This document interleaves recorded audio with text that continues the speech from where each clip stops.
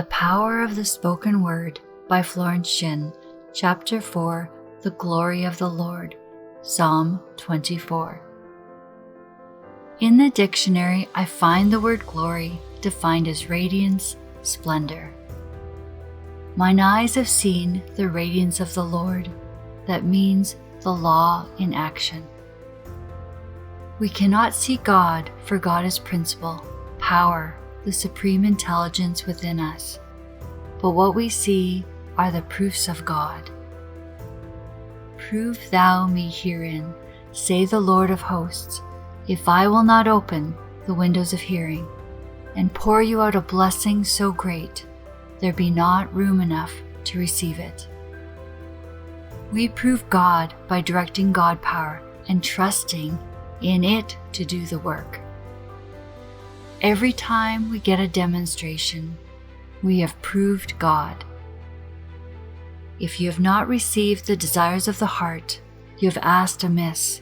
That is, you have not prayed aright. You receive your answer in the same way in which you sent out your demand. Your dreary desires are answered drearily. Your impatient desires are long delayed or violently fulfilled. Suppose you are resenting lack or limitation and living in poor surroundings. You say with great feeling, I want to live in a big house with beautiful surroundings. Sooner or later, you may find yourself a caretaker in a big and beautiful house, but you have no share in this opulence.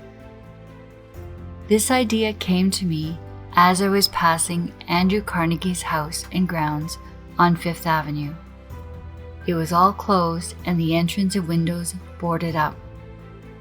There was just one window open in the basement. This is where the caretaker lived. It was certainly a dreary picture.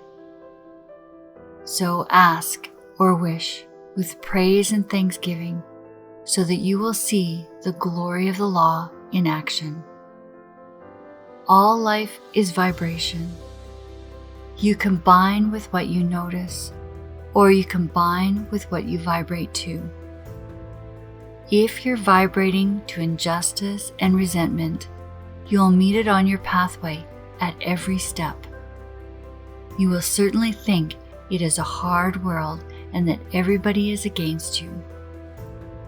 Hermes Trismegistus said several thousand years ago, to change your mood, you must change your vibrations. I make it even stronger. I say, to change your world, you must change your vibrations. Turn on a different current in your battery of thought, and you'll see the difference immediately. Suppose you've been resenting people and saying you are not appreciated. Take the statement, God appreciates me, therefore man appreciates me. I appreciate myself. Immediately you will meet with some recognition on the external. You are now a master workman, and your tools are your words. Be sure you're building constructively according to the divine plan. Judge Troward said, man is a distributor of God power. He does not create this force. We find in Hebrews, what is man that thou art mindful of him, and the Son of Man that thou visitest him? Thou madest him a little lower than the angels, and hast crowned him with glory and honor. Thou madest him to have dominion over the works of thy hands. Thou hast put all things under his feet. Thou hast put all things under our understanding. We are now coming into an understanding age. We no longer have the faith of peasants. We have understanding faith. Solomon said, with all you're getting, get understanding. Understanding of the working of the spiritual law, so that we distribute this power within us in a constructive way. The law of laws is to do unto others as you would be done by, for whatever you send out, comes back, and what you do to others will be done to you. So the woman who refrains from criticizing saves herself from criticism. Critical people are always being criticized. They are living in that vibration.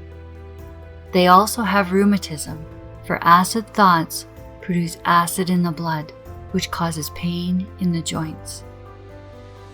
I read an article in the newspaper. It said a physician had had a peculiar experience with one of his patients.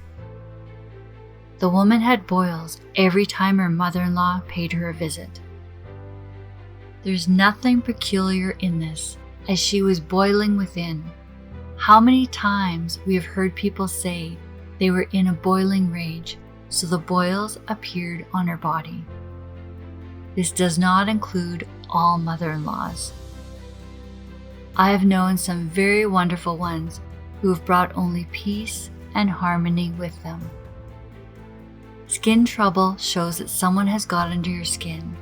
You have been irritated or angered. Here we see again that man gives direction to his God power through himself. Vibrative to this power, all things are under his feet. All sheep and oxen, ye, the beast of the field, the fowl of the air, and the fish of the sea, whatsoever passes through the paths of the seas. What a picture of power and dominion for man.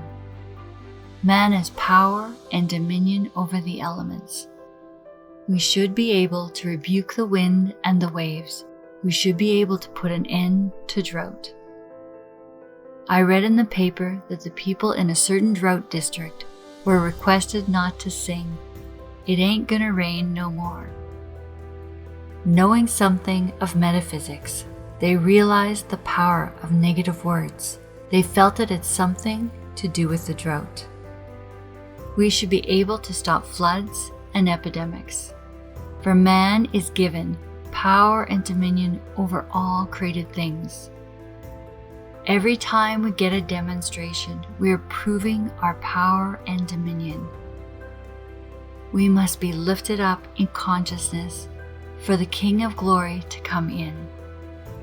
As we read the statement, "If thine eye be single, thy whole body shall be full of light," we seem flooded with an inner radiance. The single eye means to see good only, to be undisturbed by appearances of evil. As Jesus Christ said, "Judge not by appearances, just righteous, right judgment." There's an occult law of indifference. Jesus Christ knew this law. None of these things move me. None of these things disturb me, we might say in our modern language. Selfishness and personal will bring defeat and failure. Unless the Lord builds the house, they labor in vain who build it. The imagining faculty is a creative faculty, and your fear pictures will appear on the external, the result of your own distorted imagination. With a single eye, man sees only the truth. He sees through evil, knowing out of it comes good.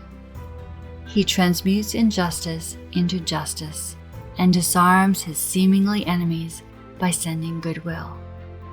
He is now backed by unnumbered hosts of power, for the single eye sees only victory. We read in mythology of the Cyclops, a race of giants said to have inhabited Sicily. These giants had only one eye in the middle of the forehead. The seat of the imagining faculty is situated in the forehead, between the eyes, so these fabled giants came from this idea. You are indeed a giant when you have the single eye. Jesus Christ, the greatest of all teachers, reiterated, "Now is the appointed time. Today is the day of your salvation." A few days ago, I saw a motion picture which showed the futility of trying to live in or bring back the past. It is a French picture and is called Life Dances On. It is the story of a woman who, when 16, had gone to her first ball. She is now a widow of about 35. She had married for money and had never known happiness. When burning old papers, she came across a faded dance program. On it were the names of 6 men she had danced with at the ball. Each had sworn to love her all his life. As she sits with the program in her hands, the memory of the ball is pictured on the screen. A scene of loveliness, the dancers almost floating to the strains of an entrancing waltz. Her life is now empty, and she decides to recover her lost youth by finding out what had become of the men whose names were on the program. A friend who is with her says, "You cannot recapture your lost youth. If you go back, you lose the things of today." However, she goes in search of them, and with all comes disillusion. One did not remember her at all. When she said, "Don't you remember me? I'm Christine," he replied, "Christine who?" Some of them were living sordid lives. At last she returns to the town of her girlhood, where the 5th man lived. He had become a hairdresser.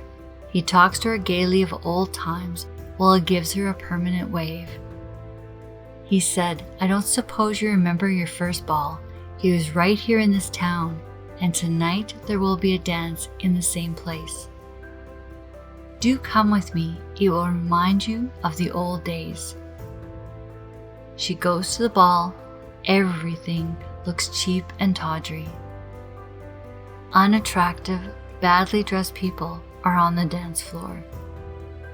She requests the orchestra to play her waltz, the waltz of her lost youth. Her escort tells her the others won't like such an old-fashioned waltz. However, they play it. The contrast is too much. All her illusions have vanished. She realizes the ball she remembers never really existed the way she thought it did. It was only an illusion of the past. She could not recapture her past. It has been said that the 2 robbers on the cross stood for the robbers of time. One spoke of the past and one of the future, and Jesus Christ replied, "Now is the appointed time. Today thou shalt be with me in paradise."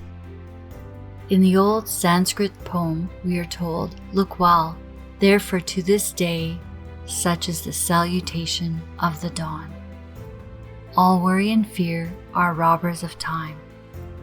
The occult law underlying indifference is one of the most profound, for it contains the attainment of a state of consciousness in which the outer world of sensation has no influence upon the action of the mind, and it can, therefore, be in complete atonement with the divine mind. Most people's lives are a succession of disturbances: lack, loss, limitation, mother-in-law, landlords, debt, or injustice. This world was popularly known as a vale of tears. People were all mixed up in their own affairs, fighting their battles and carrying their burdens. If a man judges by appearances, he finds himself in an arena most of the time. The arena of adverse conditions and facing lions of lack and limitation. If thine eye be evil, if you are imagining adverse conditions, thy whole body shall be full of darkness. If therefore the light that is in thee be darkness, how great is that darkness? The light of the body is the inner eye or imagining faculty. If therefore thine eye be single, you are seeing only one power, one plan and one planner. Your body and affairs will be full of light. See yourself daily bathed in the light of the Christ. This inner radiance is invincible power and dissolves anything not divinely planned. It dissolves all appearance of disease, lack, loss, or limitation. It dissolves adverse conditions or any weapon that is formed against you. We have always at our command this light when your eye is single. We should learn to turn on this light with the same assurance with which we turn on the electric light. Seek ye first the kingdom of God and his righteousness, and all right things shall be added unto you. The Chinese proverb says, "The philosopher leaves the cuff of his coat to the tailor." So leave the plan of your life to the divine planner, and you will find all conditions permanently perfect.